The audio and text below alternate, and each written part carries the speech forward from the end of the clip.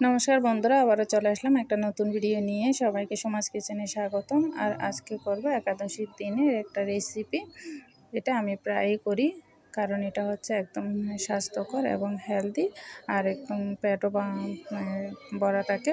তার জন্য আমি 1 লিটার বা আধা লিটার দুধ ভালো করে সিদ্ধ করে নিয়েছি, তাতে চিনি দিয়ে দিয়েছি, আর এলাচ দারচিনি তেজপাতা দিয়ে একটু ঠান্ডা করে নিয়েছি। তারপর আমি ওইদিকে সবগুলো ফ্রুটস ছোট ছোট টুকরা করে কেটে নিয়েছি, এই যে। আর এখন সবগুলো ফ্রুটস একটা একটা করে দিয়ে দিলাম। দুধগুলো অনেকটাই ঠান্ডা হয়ে এসেছে।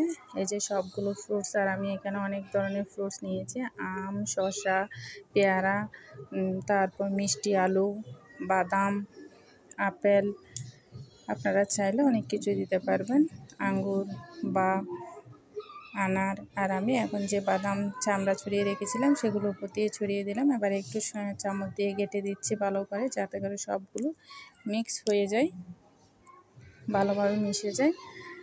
চিনি যার যার স্বাদ মতো দিয়ে দেবো। আর এখন একটু আমি ফ্রিজে রেখে দিচ্ছি। আর আপনাদের ফ্রিজে না রাখতে ইচ্ছা করলে রাখবেন না, কারণ এখন যেহেতু একটা গরমকাল, একটু ঠান্ডা ঠান্ডা খেতে খুবই ভালো লাগে।